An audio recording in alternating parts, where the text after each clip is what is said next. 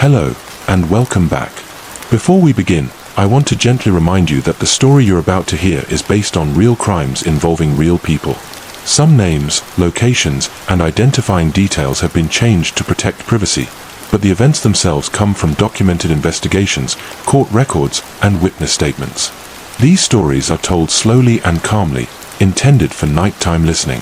If disturbing material affects you, this is a good moment to stop. For everyone else, get comfortable. Let your breathing slow. Let the quiet of the room stretch out around you. And as you listen, tell me in the comments where you're watching from tonight. I read every one.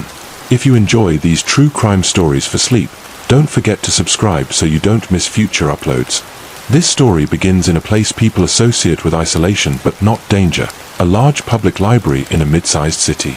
It was quiet, orderly, and heavily used. Students studied there late into the night. People experiencing homelessness came in to rest and stay warm. Office workers stopped by after work to return books. It was one of the few places where everyone blended together. The library stayed open until 10 most nights. Security guards were present, but they focused mainly on noise complaints and closing procedures. Serious incidents were rare. The first disappearance went unnoticed. A man in his 40s, known to staff as a regular, stopped coming in. He spent hours every evening reading newspapers and using the computers. No one questioned his absence. People drifted in and out of the library all the time. Months later, a graduate student failed to return home after an evening study session. Her backpack was found in her car. Her phone last pinged near the library, but no one had seen her leave. Police reviewed security footage. Cameras covered entrances, exits, and main reading areas, but not every aisle between shelves. Footage showed her studying alone near the back of the building. At one point, a man sat several tables away. He left the frame briefly, then returned, sitting closer. When the library closed, both exited within minutes of each other. At first, investigators assumed coincidence. Then another person vanished. This time, it was a man who used the library computers nightly. Staff remembered him because he always stayed until closing. Footage showed him packing up as usual. The same man appeared nearby again, standing close enough to seem casual, far enough to avoid attention. Detectives expanded their review and discovered the man appeared repeatedly over several years. Sometimes he stayed for hours without reading or using a computer. Sometimes he wandered slowly through the stacks. He never caused trouble. He never spoke loudly. He was forgettable. Former library staff were interviewed. Some recalled feeling uneasy around him but couldn't explain why. One employee remembered finding him sitting in darkened sections of the library after closing announcements had been made. When asked to leave, he complied politely. A breakthrough came when a janitor reported something strange. He had noticed a particular emergency exit alarm had been disabled more than once. The door led to a service alley that was poorly lit and rarely used. Police searched nearby and found personal items hidden behind a dumpster enclosure, wallets, notebooks, identification cards. Items belonging to people reported missing. Investigators identified the suspect as a man who worked sporadic overnight jobs nearby.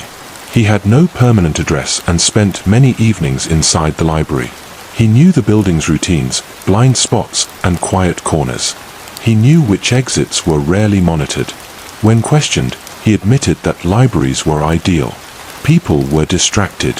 Silence discouraged attention. Strangers didn't stand out.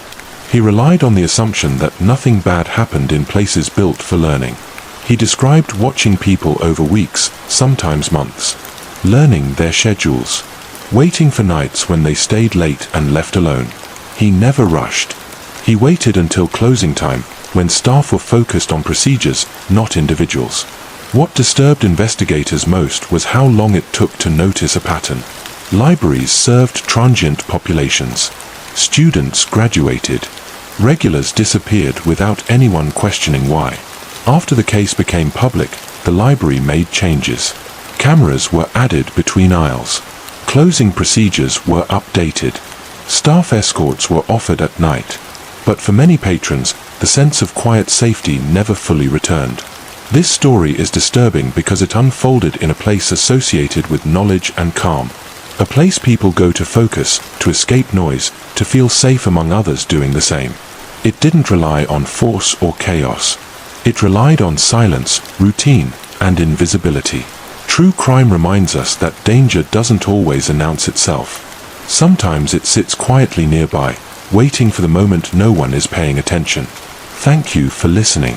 If you're still here, tell me where you're watching from tonight, and don't forget to subscribe for more true crime stories for sleep, based on real events and told slowly, calmly, and without interruption. Sleep well tonight, and stay aware. Hello, and welcome back. Before we begin, I want to gently remind you that the story you're about to hear is based on real crimes involving real people. Some names, locations, and identifying details have been changed to protect privacy, but the events themselves come from documented investigations, court records, and witness statements. These stories are told slowly and calmly, intended for nighttime listening. If disturbing material affects you, this is a good moment to stop. For everyone else, get comfortable. Let your breathing slow naturally. Let the quiet stretch out around you. And as you listen, let me know in the comments where you're watching from tonight. I always enjoy reading them. If you enjoy true crime stories for sleep like this one, don't forget to subscribe so you don't miss future uploads. This story begins in a place associated with familiarity and routine, a small, independently owned roadside motel located just off a long highway stretch. It wasn't the kind of place people stayed for vacations. It was used by truck drivers, traveling workers, and people passing through who needed a cheap room for the night. The sign flickered. The parking lot was usually half full. Nothing about it stood out. The motel had been there for decades, changing owners several times. Locals barely noticed it anymore. It existed quietly, serving a steady stream of strangers who arrived late, slept, and left early. For years, there were no complaints. No police calls. No incidents beyond the occasional noise dispute. That's why no one noticed when certain guests never checked out. At first, it was dismissed as poor record keeping. Some guests paid in cash. Some left before morning. The front desk was often staffed by a single person overnight, sometimes falling asleep during slow hours. Missing paperwork wasn't unusual. Then a woman's family began searching for her. She had been driving cross-country to visit relatives and stopped for the night at the motel. Her car was found parked outside her room days later. The room had been cleaned. Her belongings were gone. The staff insisted she had checked out. Police initially believed she left voluntarily. But months later, another missing person was linked to the same motel. Then another. All travelers. All passing through. All last seen checking in late at night. Investigators reviewed old registration cards and surveillance footage.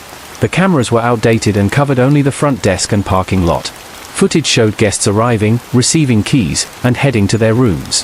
What stood out was how often the same employee appeared in the background. He worked the night shift regularly. He was described as quiet, polite, and efficient. Guests barely remembered him. He never caused issues. He was the kind of person people assumed was harmless because he seemed bored more than anything else. As detectives reviewed footage more closely, patterns emerged. Certain guests were assigned rooms in the same area of the motel. Always at the far end. Always away from the main office. Always when the employee was alone on shift. Former guests were interviewed. Some remembered odd moments. A knock on the door late at night offering extra towels. Someone asking if everything was okay. Someone lingering in the hallway longer than necessary. Each moment seemed harmless on its own. One former guest described waking up to the sound of someone standing outside her door, not knocking, just standing there. When she turned on the light, the footsteps walked away. She never reported it. A breakthrough came when a contractor working on plumbing renovations found something hidden behind a removable wall panel in an unused room. Inside were personal items, phones, wallets, jewelry, identification cards. Items belonging to people reported missing. Police searched additional rooms and uncovered more concealed spaces. Some were accessible only to staff. Others required knowledge of the building's aging layout. It became clear that whoever was responsible understood the motel intimately. The night employee was questioned again. This time, inconsistencies appeared. His explanation for guest movements changed. His timelines didn't align with camera footage. When his residence was searched, investigators found detailed notes, room numbers, guest descriptions, dates, and times. Certain entries were marked with symbols. Others were crossed out. He admitted that the motel was ideal. Guests were anonymous. They were tired. They were far from home. No one expected danger in a place meant only for sleep. He relied on isolation, not force. On trust, not chaos. What disturbed investigators most was how long it went unnoticed. Because the victims were travelers, no single community noticed a pattern. Each disappearance happened far from home, scattered across jurisdictions. After the case became public, the motel shut down permanently. The building still stands, abandoned, its sign dark. Locals avoid it. Travelers pass without knowing what once happened inside. This story is disturbing because it unfolded in a place designed for rest. A place where people lower their guard because they believe the night will pass quietly. It didn't rely on sudden violence or obvious threat. It relied on anonymity, routine, and the belief that nothing bad happens in ordinary places. True crime reminds us that awareness doesn't mean fear. It means noticing patterns, listening to discomfort, and remembering that danger often hides behind familiarity. Thank you for listening. If you're still here, let me know where you're watching from tonight, and don't forget to subscribe for more true crime stories for sleep, based on real events and told slowly, calmly, and without interruption. Sleep well tonight, and stay aware. Hello, and welcome back. Before we begin, I want to gently remind you that the story you're about to hear is based on real crimes involving real people. Some names, locations, and identifying details have been changed to protect privacy, but the events themselves come from documented investigations, court records, and witness accounts. These stories are told slowly and calmly, meant for late-night listening. If disturbing material affects you, it's okay to stop here. For everyone else, get comfortable. Let your breathing slow. Let the room grow quiet around you. And as you listen, let me know in the comments where you're watching from tonight. I read them all. If you enjoy long-form true crime stories for sleep, don't forget to subscribe so you don't miss future uploads. This story begins in a place most people associate with waiting, a 24-hour laundromat tucked between apartment buildings on a dimly lit street. It wasn't new or modern. The lights buzzed softly. The machines rattled and hummed at all hours. For many residents, it was one of the few places open late at night, a neutral space where strangers sat quietly and minded their own business. For years, nothing seemed wrong. People came in alone, especially late at night, when it was easier to find open machines. The owner lived out of state and relied on security cameras and occasional maintenance visits. There was no staff on site overnight, but nothing serious had ever happened. The first incident barely registered. A woman told a friend that someone had watched her the entire time she waited for her clothes to dry. She said the man never touched her or spoke, just sat a few machines away, unmoving. When she left early, he didn't follow. She assumed she was just tired. Months later, another late-night customer described something similar. A man sitting inside the laundromat long after his clothes should have finished. No laundry. No phone. Just watching. The story was unsettling, but again, nothing actually happened. Then a regular customer didn't come home. He was a man in his early 30s who worked overnight shifts and did his laundry around 2 in the morning on his nights off. When his roommate reported him missing, police found his basket still inside the laundromat. His clothes were folded neatly on a table. His phone and keys were gone. At first, investigators considered the possibility that he left with someone he knew. But weeks later, another customer vanished under similar circumstances. Same time window. Same location. Laundry left behind. No signs of a struggle. Police reviewed security footage from inside the laundromat. The cameras were old and grainy, but they showed enough to raise concern. In both cases, the missing individuals were visible folding clothes when another man entered the frame. He sat down without using a machine. He watched quietly. In the footage, he never approached quickly. He waited. Sometimes he stood up and walked slowly to a vending machine or restroom, always returning to the same seat. He stayed just long enough to become part of the background. As detectives reviewed months of footage, they noticed the same man appearing repeatedly during overnight hours. Sometimes he stayed for minutes. Sometimes for hours. He never washed anything. He always left shortly after certain customers. Former patrons were interviewed. Many remembered him vaguely. A man who was always there. Someone who felt out of place but not threatening enough to draw attention. A few recalled leaving early because they felt uncomfortable but couldn't explain why. One woman described a moment that stood out. She said the man asked her what time the last bus ran. When she answered, he nodded and went silent. Minutes later, he asked if she lived nearby. She lied and said someone was picking her up. He left soon after. A breakthrough came when a nearby convenience store reported suspicious activity. An employee recognized the man from a police bulletin and remembered seeing him late at night, sometimes watching people walk toward the laundromat. He never entered the store. He just stood outside, observing. Police identified him as a maintenance contractor who had previously serviced the laundromat machines. He knew the layout. He knew which cameras worked poorly. He knew that the back door sometimes failed to latch properly. A search of his residence revealed notebooks filled with observations, dates, times, descriptions of customers, notes about who came alone, who stayed the longest, and who arrived on foot. Certain entries were marked with symbols. Others were crossed out. Investigators also found personal items belonging to multiple missing individuals. Headphones, wallets, bus passes, items with no real value, but deeply personal. They were cleaned and stored carefully. During questioning, he admitted that laundromats were ideal. People waited. They were distracted. They expected strangers. No one questioned why someone sat quietly in the corner. He relied on the hum of machines and the assumption that help was nearby, even when it wasn't. He explained that he never forced conversations. He let others speak first. He waited for moments when someone stepped outside to take a call or check the time. He knew which nearby streets were poorly lit and which alleys were rarely used. What disturbed investigators most was how much time he spent observing without acting. Sometimes weeks passed between incidents. He was patient, methodical, invisible. After his arrest, more people came forward. Some remembered being followed partway home. Others recalled seeing him sitting in the laundromat late into the night with nothing to wash. At the time, they assumed he was just another insomniac passing time. The laundromat closed temporarily after the case became public. When it reopened, changes were made. Brighter lighting, clearer cameras, emergency call buttons, overnight attendance. But for many residents, the space never felt neutral again. This story is disturbing because it took place in a location built for waiting. A place where people sit quietly, surrounded by strangers, trusting that nothing will happen because nothing ever has. It didn't rely on sudden violence or chaos. It relied on patience, familiarity, and the human tendency to ignore discomfort when it doesn't come with a clear threat. True crime reminds us that danger often hides in routine, in places we visit without thinking, in moments when we assume being surrounded by others means we are safe. Thank you for listening. If you're still here, let me know where you're watching from tonight, and don't forget to subscribe for more true crime stories for sleep, based on real events and told slowly, calmly, and without interruption. Sleep well tonight, and stay aware. Hello, and welcome back. Before we begin, I want to remind you that the story you're about to hear is based on real crimes involving real people. Certain names, locations, and identifying details have been changed to protect privacy, but the events themselves are drawn from documented investigations, court records, and witness accounts. This story is meant to be listened to slowly and quietly. If disturbing content affects you, it's okay to stop listening now. For everyone else, get comfortable.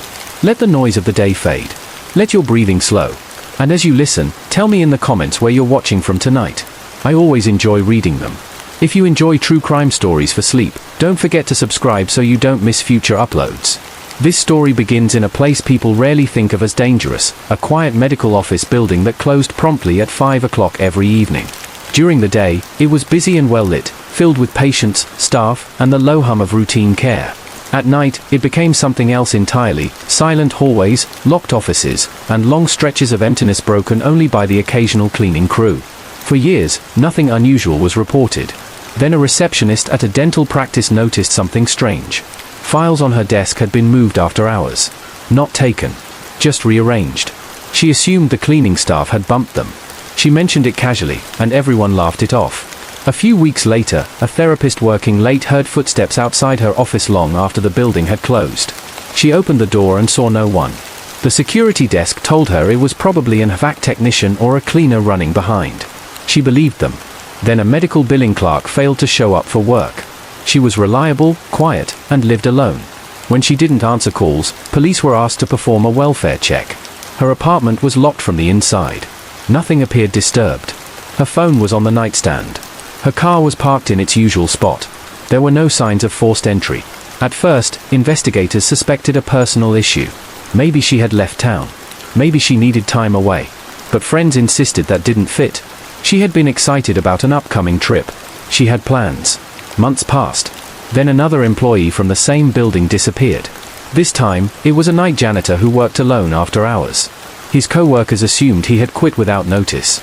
It wasn't until his family reported him missing that police realized the connection.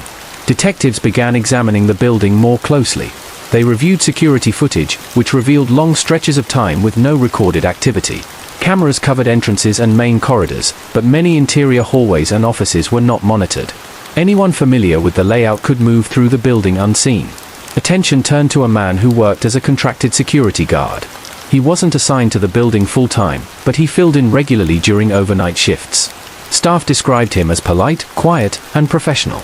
He wore the uniform. He followed procedures. He blended in. Access logs showed that his key card had been used at unusual hours, often long after his shifts officially ended. When questioned, he explained that he stayed late to finish reports or conduct extra patrols. At first, his answers seemed reasonable. But investigators noticed something unsettling in the footage they did have. On several nights connected to the disappearances, he could be seen entering the building hours before his shift and leaving well after. Sometimes he carried nothing. Sometimes he carried a small bag. He always moved calmly, never rushing. Police searched his vehicle and found notebooks filled with dates, times, and names. Some were crossed out. Others were circled. Many belonged to people who worked in or frequently visited the building. He had noted routines: who stayed late, who worked alone, who took which stairwell. A search of a storage unit rented in his name revealed personal belongings from multiple victims. Identification badges, prescription bottles, watches, items taken not for money, but for possession, for proof. As the investigation expanded, detectives uncovered earlier complaints that had never been connected. A nurse practitioner recalled finding her office door unlocked when she was certain she had locked it. A patient remembered seeing a security guard inside a restricted hallway where he shouldn't have been. A cleaner once reported someone standing silently at the end of a corridor, watching her work, then walking away without speaking. Perhaps the most disturbing discovery came when police examined the building's ceiling access points. Above several offices, panels had been removed and replaced. Inside the crawl spaces, investigators found evidence that someone had been moving through them: dust disturbed, insulation compressed, small personal items dropped accidentally and left behind. He had been watching from above. The suspect admitted during questioning that he preferred places like the medical building. He said people trusted uniforms. They assumed authority. They didn't want to question someone who appeared to belong. He relied on that hesitation. He also admitted that he spent months observing before acting. He learned schedules. Learned which doors were rarely used. Learned which lights were left on late. He described the building as quiet, predictable, and forgiving of small irregularities. In one narrowly avoided case, a staff member arrived early for an appointment and noticed someone exiting her office. When she asked what he was doing, he calmly told her he was responding to an alarm. There had been no alarm. She believed him anyway. It wasn't until much later that she realized how close she had come. As news spread, former employees began sharing experiences they had dismissed at the time. Sounds in empty hallways. The feeling of being watched. The sense that someone had been inside their office without permission. All of it made sense now. The case revealed how environments built on routine and trust can become dangerous when oversight is limited. Medical buildings, like many professional spaces, are designed to feel controlled and safe. But that sense of security can hide blind spots, literal and psychological. In the aftermath, policies changed. Access was restricted. Cameras were added. Contractors were monitored more closely. But for many, the damage was already done. People struggled to return to work without replaying memories of quiet hallways and flickering lights. This story is unsettling because it didn't unfold in darkness or isolation. It happened in a place associated with care, professionalism, and order. It happened quietly, patiently, and over time. True crime often reminds us that danger doesn't always announce itself. Sometimes it wears a uniform. Sometimes it follows the rules just enough to avoid attention. Sometimes it waits in silence, counting on routine to do the rest. Thank you for listening. If you're still here, let me know where you're watching from tonight, and don't forget to subscribe for more true crime stories for sleep, based on real events and told calmly, slowly, and without interruption. Sleep well tonight, and stay aware. Hello, and welcome back. Before we begin, I want to remind you that the story you're about to hear is based on real crimes involving real people. Certain names, locations, and identifying details have been changed to protect privacy, but the events themselves are drawn from documented investigations, court records, and witness accounts. This story is meant to be listened to slowly and quietly. If disturbing content affects you, it's okay to stop listening now. For everyone else, settle in. Let your body relax. Let the background noise fade. And as you listen, tell me in the comments where you're watching from tonight. I always enjoy reading them. If you enjoy these true crime stories for sleep, don't forget to subscribe so you don't miss future uploads. This story begins in a place people associate with rest and routine, a long-term care facility on the edge of a small town. It wasn't a hospital, but it wasn't quite a home either.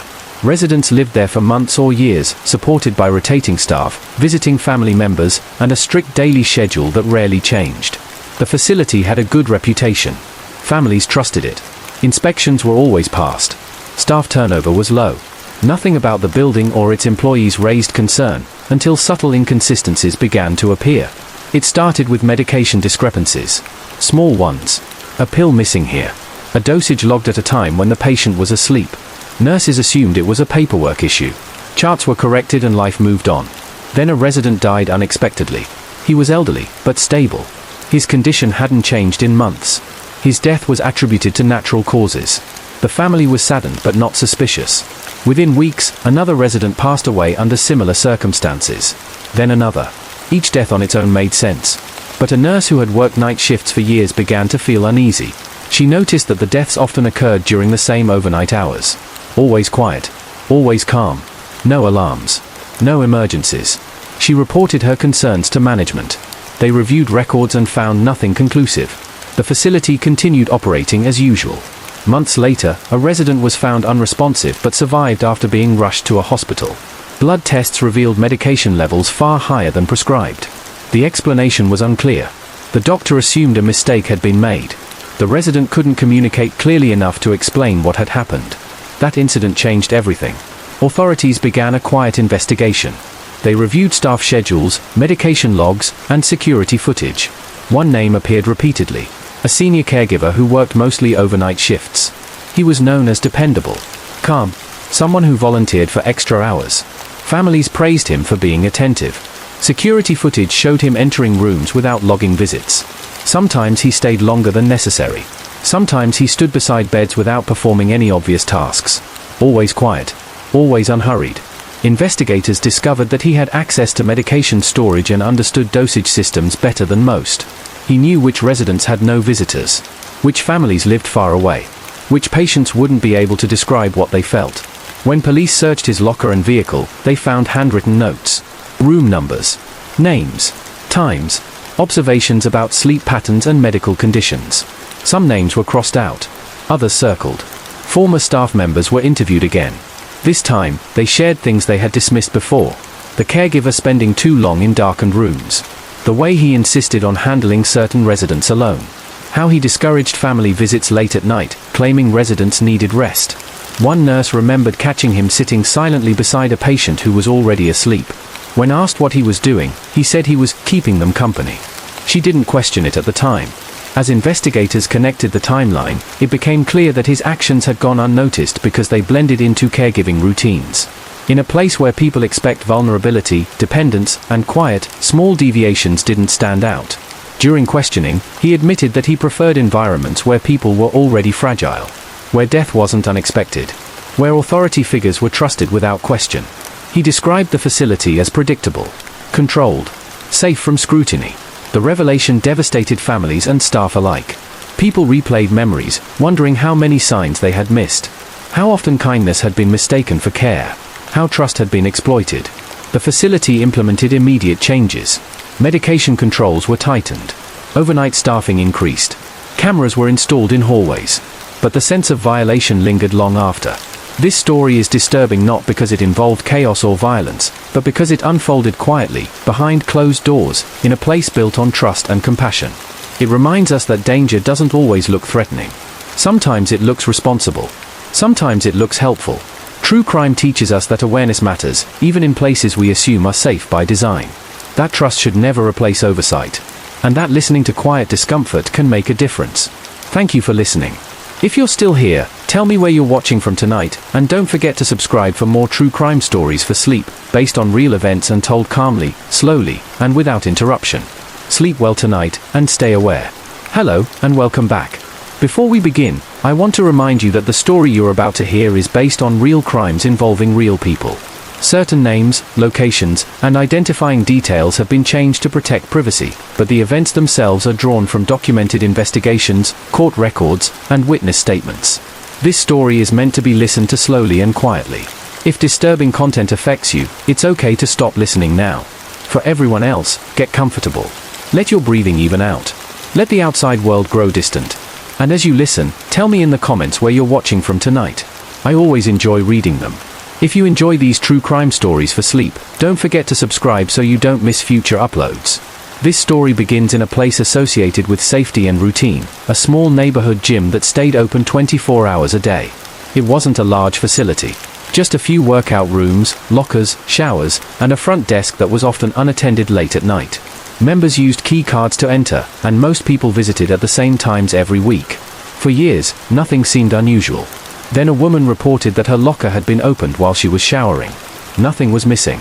She assumed she had forgotten to lock it.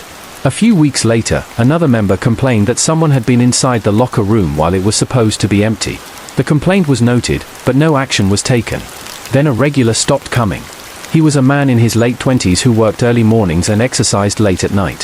Staff noticed his absence but assumed he had changed gyms. Months later, a woman who also frequented the gym during overnight hours vanished.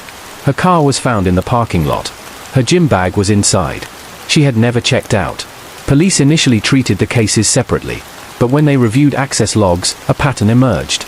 A single key card appeared repeatedly during overnight hours, often entering shortly before or after the missing members. The card belonged to a man who had been a member for years. He was familiar to staff. Quiet, polite, someone who kept to himself. He often offered to help new members understand the equipment. No one found him strange.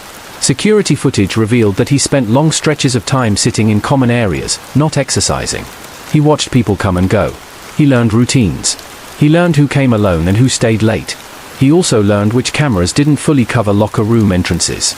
Investigators later discovered he had tampered with a maintenance door leading to a utility hallway that connected several areas of the gym. It allowed movement without being seen from the main floor.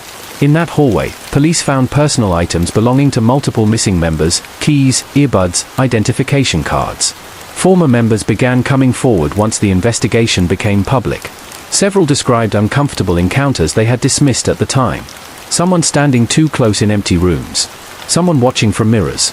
Someone offering help that felt unnecessary but harmless. One survivor described noticing the same man sitting in his car every time she left the gym at night. When she changed her schedule, he disappeared. Her account helped confirm that the suspect followed patterns, not people, waiting for predictability to create opportunity. When questioned, the man admitted that he preferred places open overnight. He said people were tired, distracted, and assumed no one else was paying attention. He relied on that shared exhaustion. He described the gym as quiet, controlled, and forgiving of small irregularities. The most unsettling detail was how many signs had been present without being connected. Logs reviewed but not analyzed. Complaints filed but not escalated. Cameras installed but not monitored consistently. Everything worked just well enough to create a false sense of security. After the arrests, the gym closed temporarily. Access systems were replaced. Overnight hours were eliminated. But for many members, the damage was already done. A place once associated with routine and self-care now carried an undercurrent of unease.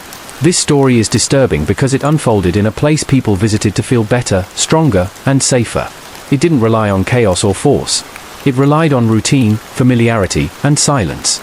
True crime reminds us that danger doesn't always interrupt. Sometimes it waits.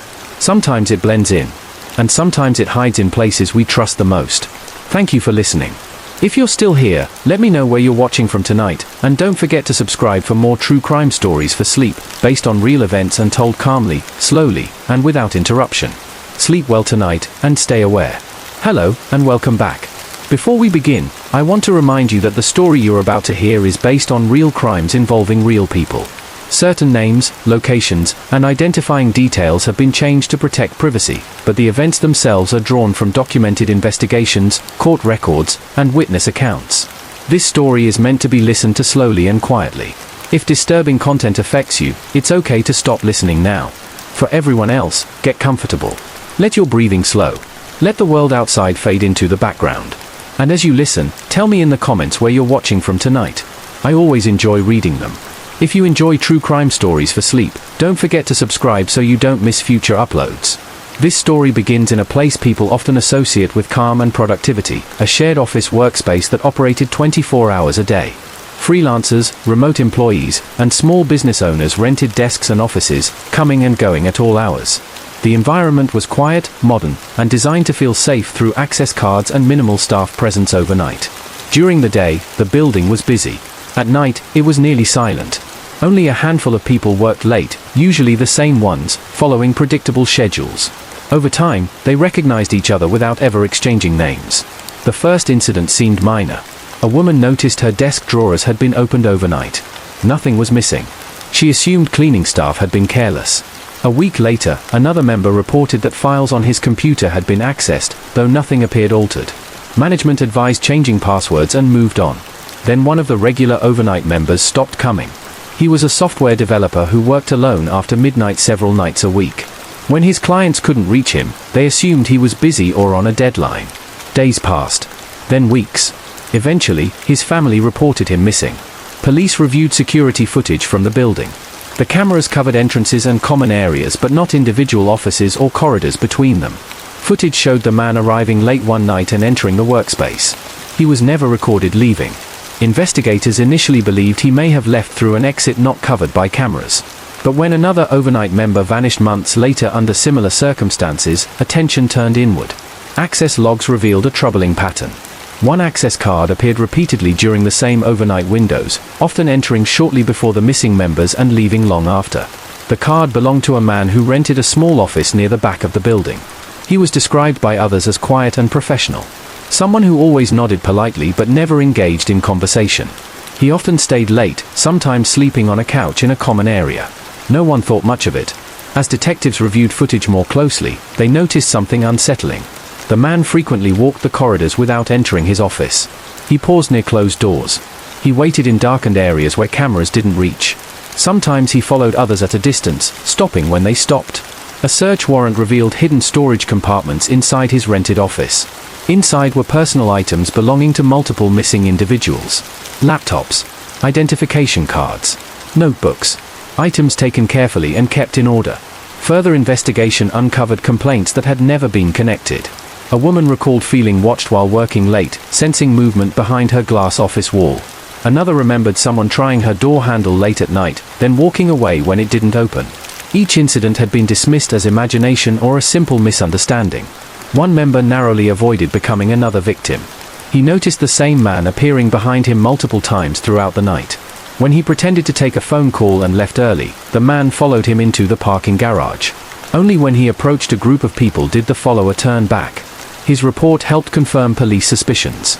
Investigators learned that the suspect had chosen the workspace because of its structure.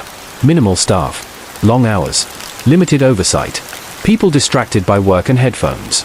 He relied on the assumption that anyone inside belonged there. During questioning, he admitted that he preferred environments where people were focused inward. He said exhaustion made people less observant, less likely to question small irregularities. He described his actions as slow and deliberate. The case shocked the community. Members replayed memories of quiet nights and dim hallways, of doors clicking softly, of footsteps they had ignored. The building changed its policies almost immediately, restricted hours, increased staffing, additional cameras. But the sense of unease lingered. This story is unsettling because it unfolded in a place meant to foster creativity and independence. It didn't rely on force or chaos. It relied on silence, routine, and the belief that systems were watching, even when they weren't. True crime reminds us that danger doesn't always announce itself. Sometimes it sits quietly nearby, waiting for predictability to make things easy. Thank you for listening. If you're still here, tell me where you're watching from tonight, and don't forget to subscribe for more true crime stories for sleep, based on real events and told calmly, slowly, and without interruption. Sleep well tonight, and stay aware. Hello, and welcome back. Before we begin, I want to remind you that the story you're about to hear is based on real crimes involving real people. Certain names, locations, and identifying details have been changed to protect privacy, but the events themselves come from documented investigations, court records, and witness statements. This story is meant to be listened to slowly and quietly. If disturbing content affects you, it's okay to stop listening now. For everyone else, settle in. Let your breathing slow. Let the tension of the day fade away. And as you listen, tell me in the comments where you're watching from tonight. I always enjoy reading them.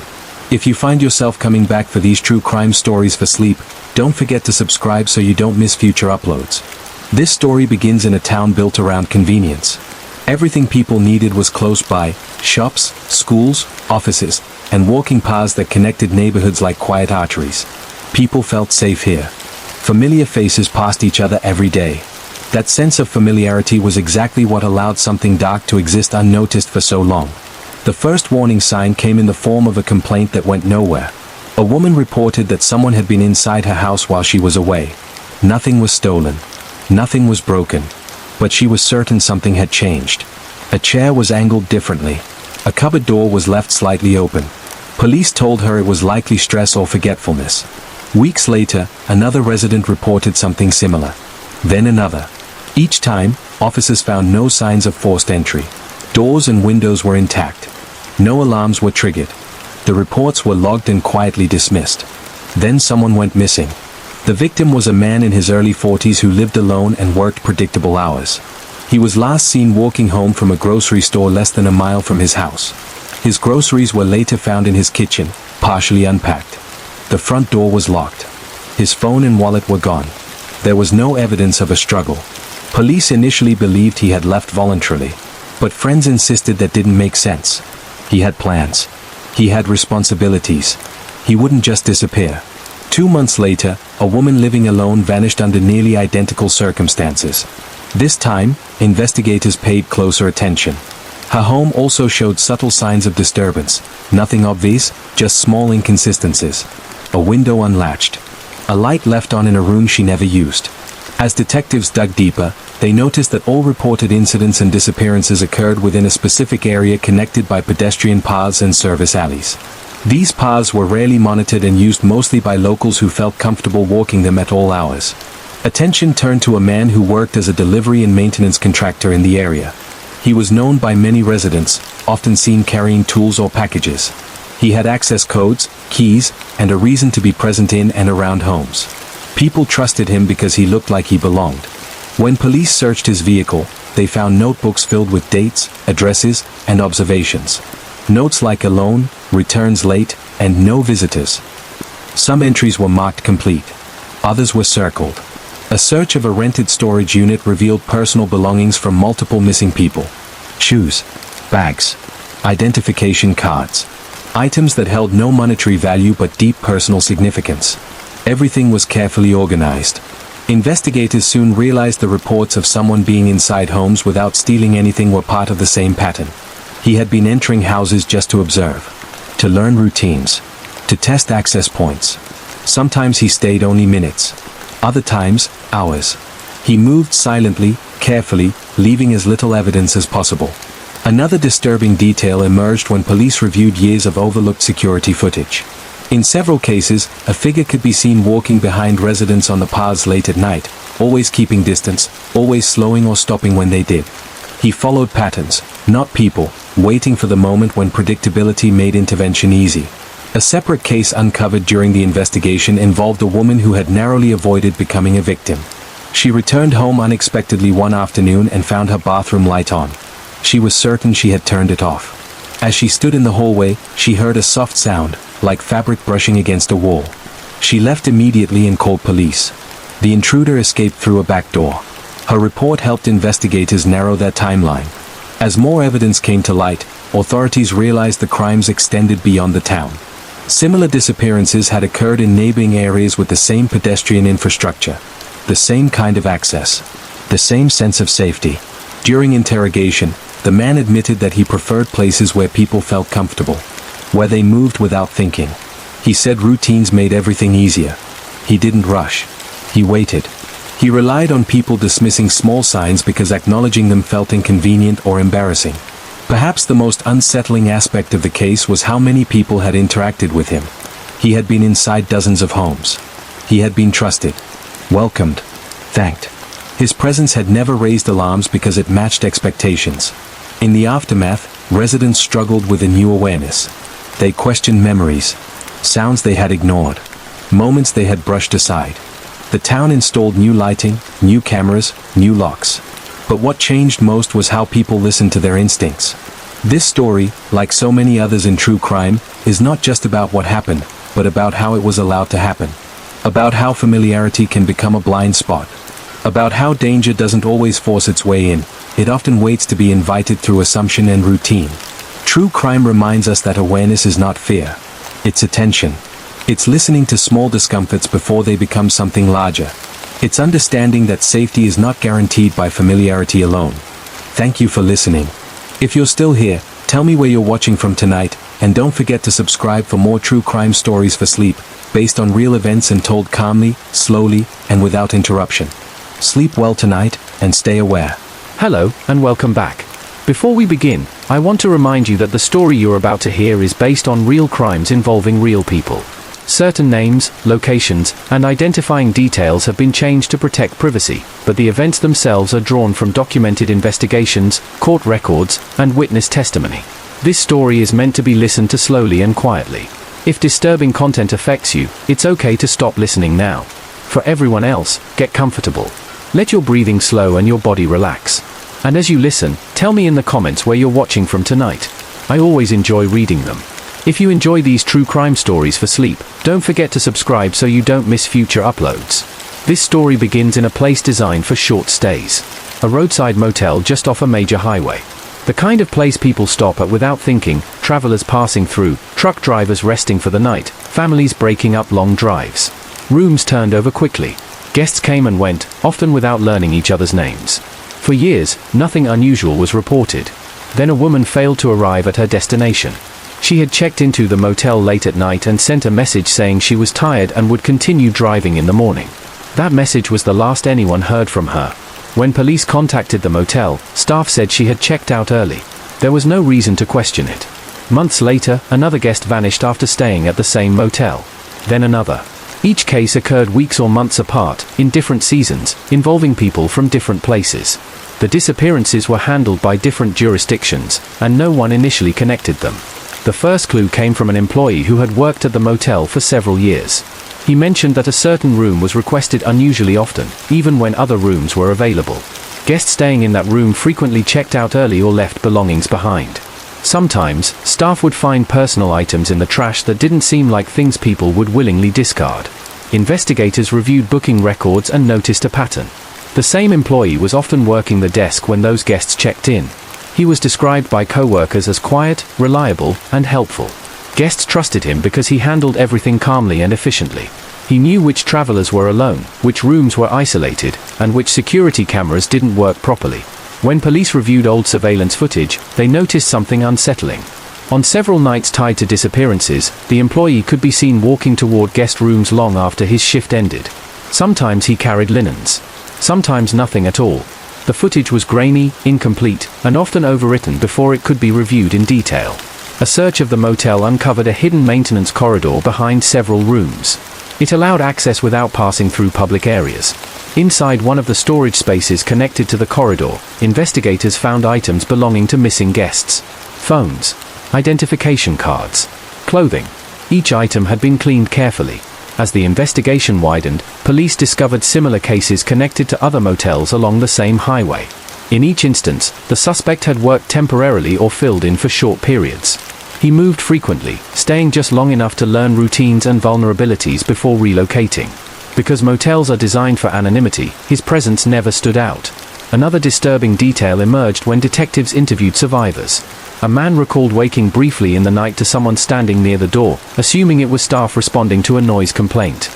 A woman remembered being offered help carrying luggage to her room, then feeling uncomfortable when the employee lingered too long. At the time, neither thought it was worth reporting. The suspect's method relied on exhaustion and trust.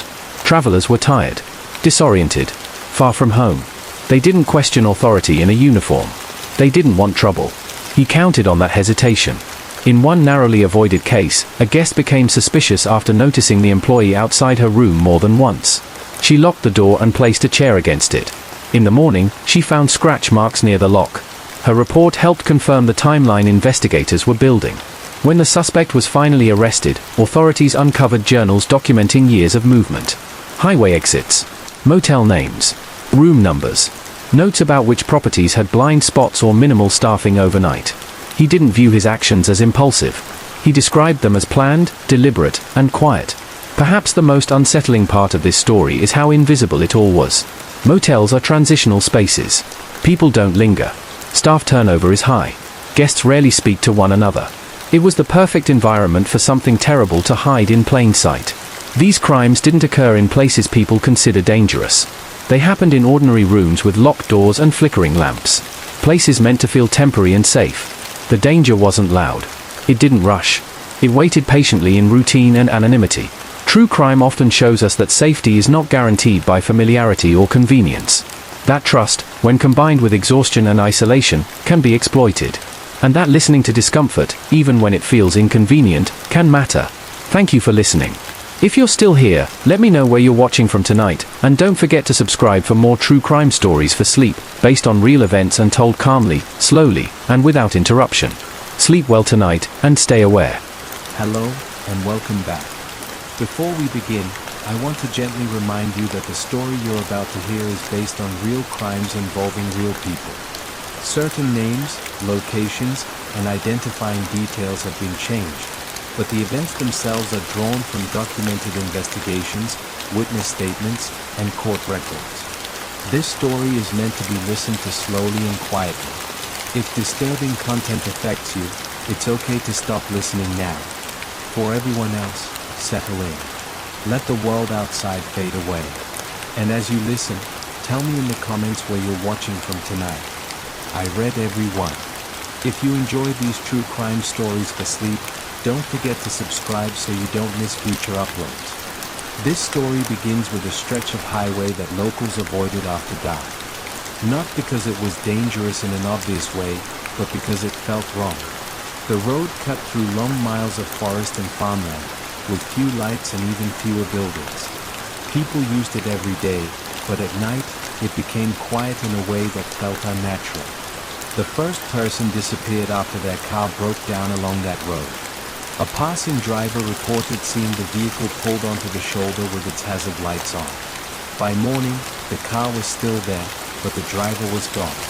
Police assumed they had accepted a ride and left the area voluntarily. Weeks later, another car was found abandoned only a few miles away. Then another. Each time, the scene was the same. No signs of a struggle. Doors closed. Personal belongings still inside. The disappearances were spread out over months, and because the victims came from different towns, the cases weren't immediately connected. The pattern began to emerge when a tow truck operator mentioned something strange. He recalled seeing the same pickup truck parked nearby during two separate recoveries. The driver never approached. He just sat there with his headlights off, watching. Investigators began reviewing old traffic footage and found the pickup appearing again and again near the times vehicles were abandoned. It belonged to a man who lived less than 10 minutes from the highway. He worked as a roadside assistance contractor and frequently responded to breakdowns in that area. He had tools, a uniform, and a reason to stop. When questioned, he explained that he often pulled over to help stranded drivers. He said it was part of being a decent person. Many people remembered him. Some even described him as kind. A search of his property revealed something far more disturbing. Hidden behind a locked shed were personal items belonging to multiple missing people. Shoes, jackets, phones wrapped carefully in plastic. Each item was labeled with a date and a location. Investigators realized he didn't see the victims as people, but as moments in time. As police dug deeper, they uncovered reports that had been dismissed for years. Drivers who said a man had offered help but made them uncomfortable. People who noticed their cars were touched or moved when they returned from rest stops. Each report alone seemed minor. Together, they told a story of escalation. Another case tied into the investigation involved a woman who survived an encounter on that same highway. Her car overheated late at night. The pickup pulled over within minutes. The man offered to drive her to a gas station. Something in his tone made her hesitate.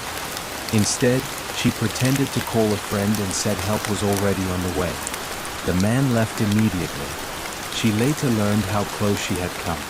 In a separate but related discovery, police linked the suspect to a series of disappearances near rest areas across state lines. He traveled frequently for work. Each disappearance lined up with his schedule. He chose places where people were already vulnerable, already stressed, already eager to accept help. Perhaps the most unsettling detail came from his interview with investigators. He said he never forced anyone. He waited for them to trust him.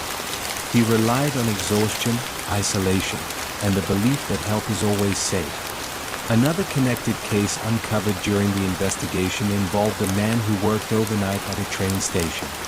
He assisted travelers, answered questions, and helped carry luggage. Several passengers reported missing bags or delayed arrivals, but nothing serious, until a missing person case traced back to the station. Surveillance footage showed the employee guiding the victim into a restricted area under the guise of helping them. In both cases, the common thread was access paired with authority, a uniform, a role, a reason to be trusted. These crimes didn't happen in dark alleys or abandoned buildings.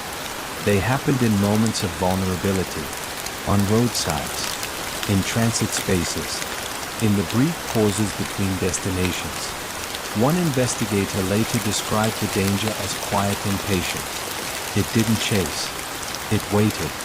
It depended on routine and assumption, on the idea that bad things happen somewhere else. True crime reminds us that safety isn't just about where we are, but how aware we remain. That listening to discomfort can matter more than politeness, and that help should never come at the cost of instinct. Thank you for listening. If you're still here, let me know where you're watching from, and don't forget to subscribe for more true crime stories for sleep, based on real events and told calmly, slowly, and without interruption. Sleep well tonight, and stay aware.